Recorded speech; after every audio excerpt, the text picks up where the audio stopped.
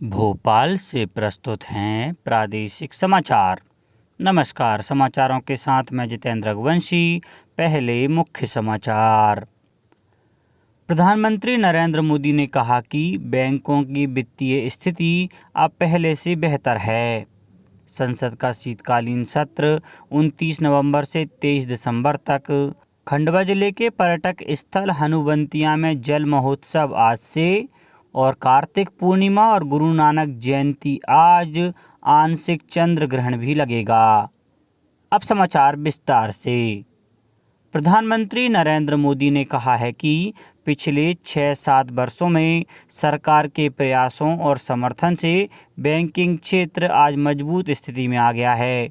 उन्होंने कहा कि बैंकों की वित्तीय स्थिति अब पहले से बेहतर है। नई दिल्ली में ऋण के निर्बाध प्रवाह और आर्थिक विकास पर सम्मेलन को संबोधित करते हुए श्री मोदी ने कहा कि बैंक देश के विकास में महत्वपूर्ण भूमिका निभा रहे हैं।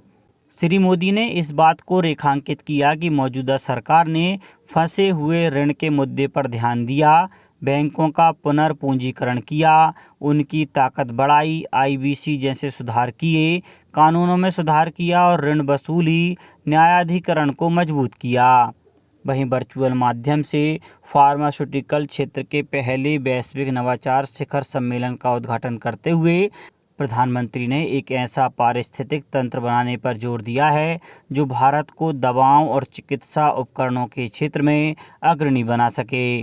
उन्होंने कहा कि भारतीय फार्मास्यूटिकल उद्योग क्षेत्र के आर्थिक विकास का एक प्रमुख घटक है। 2 दिवसीय शिखर सम्मेलन में 12 सत्र होंगे और इसमें देश विदेश के 40 से अधिक विशेषज्ञ भाग ले रहे हैं। मुख्यमंत्री श्री शिवराज सिंह चौहान ने कहा है कि आगरमालवा जिले के सालरिया गौ अभ्यारण्य को देश के आदर्श के रूप में विकसित कर अखिल भारतीय स्तर पर सबसे अच्छा गौ अभ्यारण्य बनाया जाएगा। अभ्यारण्य को विकसित करने के लिए राज्य के योग सामाजिक संगठन को जिम्मेदारी दी जाए। मुख्यमंत्री श्री चौहान कल मंत्रालय में मध्य प्रदेश गौपालन एवं पशुधन संवर्धन बोर्ड की समीक्षा बैठक ले रहे थे। मुख्यमंत्री श्री चौहान ने कहा कि प्रदेश में गौशालाओं के विकास के लिए स्वयंसेवी संगठनों को कार्य दिया जाए। गौशालाओं का कार्य ही सेवा भाव है। स्वयंसेवी संगठन सेवा भाव रखकर गौशालाओं को अच्छी तरह विकसित कर सकते हैं। उन्होंने अशासकीय स्वयंसेवी संस्थाओं द्वारा संचालित गौशालाओं को अनुदान देने के निर्देश दिए। उन्होंने प्रदेश की 6 गौशालाओं को प्रशिक्षण केंद्र के रूप में विकसित करने के निर्देश दिए। मुख्यमंत्री श्री चौहान ने जबलपुर जिले के गंगईबीर में गौवंश वन विहार की स्थापना करने के निर्देश दिए। उन्होंने कहा कि गंगईबीर में पशुपालन विभाग की 530 एकड़ भूमि में क्रमबद्ध तरीके से 2000 गौवंश को आश्रय दिया जा सकेगा।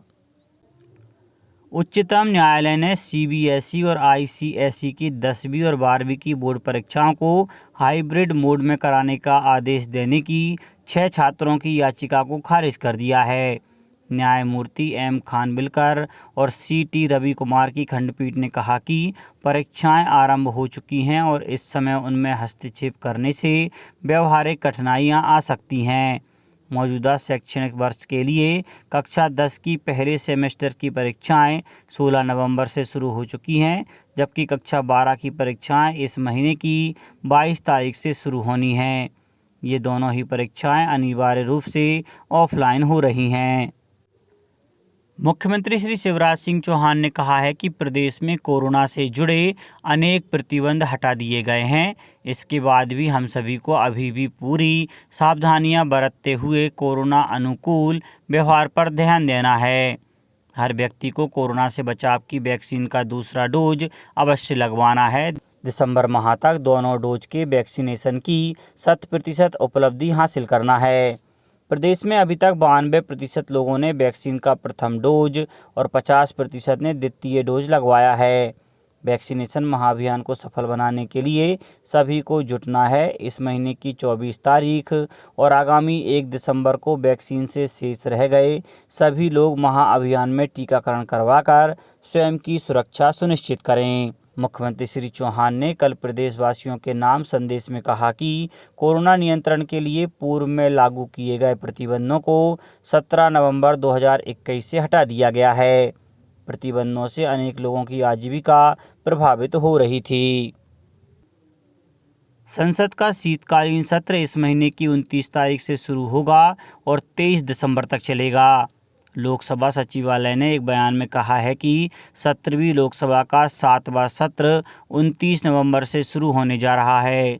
सरकारी कामकाज की प्राथमिकताओं के अधीन इस सत्र के 23 दिसंबर तक जारी रहने की संभावना है। राज्यसभा सचिवालय ने भी इस बारे में समान बयान जारी किया है।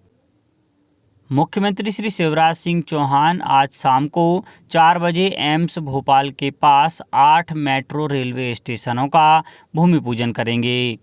कार्यक्रम में नगरीय विकास एवं आवास मंत्री श्री भूपेंद्र सिंह भी शामिल होंगे। नगरीय विकास एवं आवास मंत्री ने बताया है कि भोपाल मेट्रो रेल परियोजना के प्रायोरिटी कॉरिडोर के 8 मेट्रो स्टेशन निर्माण के लिए अंतर्राष्ट्रीय निविदाएं बुलाई गई थीं।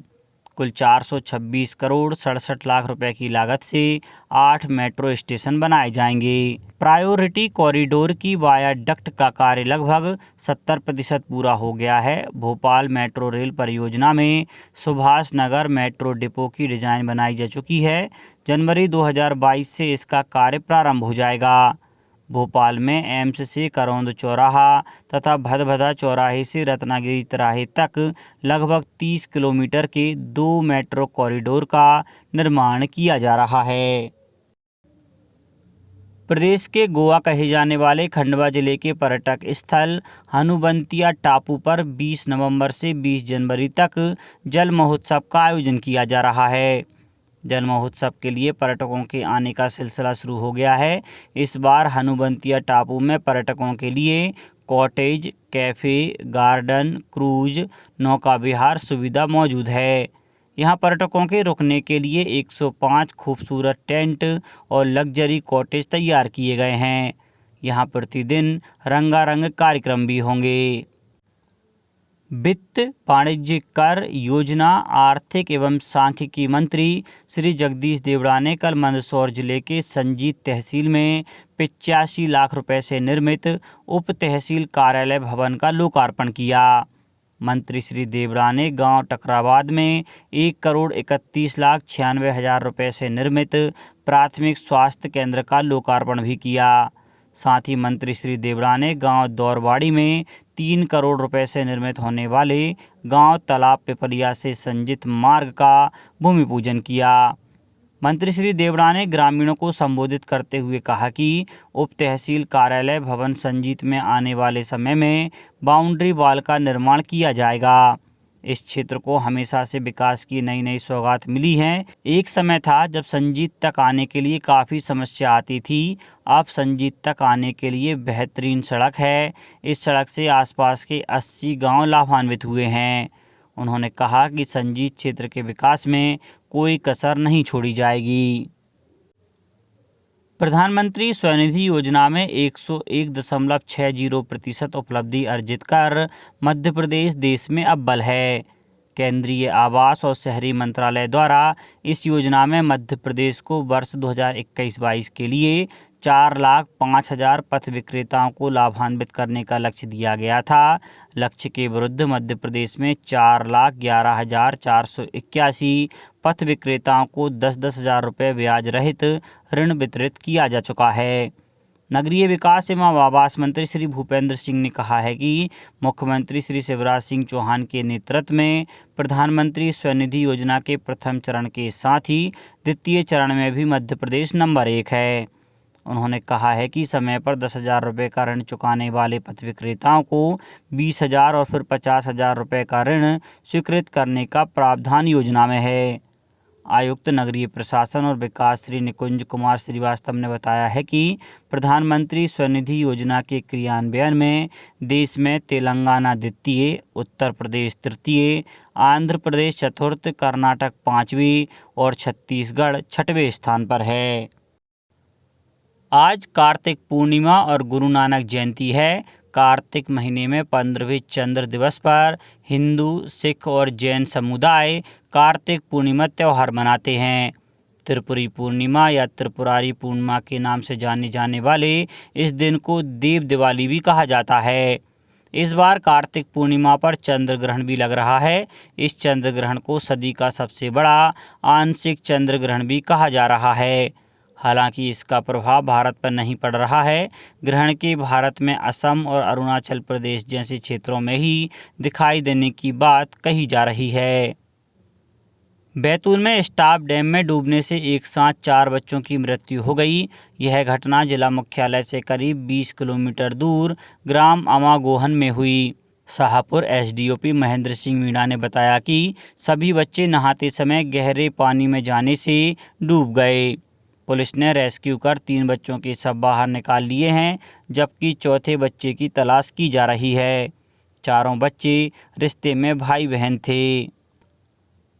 शहीद टंट्या मामा की पुण्यतिथि 4 दिसंबर प्रदेश में बलिदान दिवस के रूप में श्रद्धापूर्वक मनाई जाएगी। इस दिन उनकी स्मृति में कार्यक्रम का आयोजन भी होगा। मुख्यमंत्री शिवराज सिंह चौहान 4 दिसंबर को उनको श्रद्धा सुमन अर्पित करने के लिए इंदौर जिले के पातालपानी जाएंगे। शहीद क्रांतिकारी टंट्या मामा ने खंडवा जिले में जन्म लिया था। उनके बलिदान के बाद उनका अंतिम संस्कार इंदौर जिले के महू के निकट पातालपानी में हुआ था। अब कुछ समाचार संक्षेप में। National law institute university Bhopal का 11वां दीक्षांत समारोह 20 नवंबर को आयोजित किया गया है। कार्यक्रम में बतौर अतिथि सुप्रीम कोर्ट के जज न्यायमूर्ति संजय कृष्ण कौल और मध्य प्रदेश हाई कोर्ट के मुख्य न्यायाधीश न्यायमूर्ति रवि मलिमत शामिल होंगे। मंदसौर और धार जिलों में मावठे की पहली बारिश से किसानों में खुशी छा गई है। नीमच में आयुष्मान भारत योजना के तहत कार्ड धारकों को कैशलेस इलाज उपलब्ध कराया जा रहा है। रतलाम जिले में माफिया द्वारा किए जाने वाले प्रत्येक अपराध की पड़ताल के लिए एक समिति गठित की गई है। उमरिया में राष्ट्रीय किशोर स्वास्थ्य कार्यक्रम के अंतर्गत फेज 3 पीयर एजुकेटर साथिया प्रशिक्षण आज और 20 नवंबर को आयोजित होगा। विदिशा में कल 1962 में चीन के साथ हुए युद्ध के दौरान रेजांगला के शहीदों को याद किया गया। देवास जिले में कल टीकाकरण महाअभियान के अंतर्गत टीकाकरण से छूटे हुए सभी नागरिकों को वैक्सीन लगाई जा रही है। शासकीय औद्योगिक प्रशिक्षण संस्थान गुना द्वारा आज़ादी का अमृत महोत्सव के अंतर्गत साइकिल रैली का आयोजन किया गया।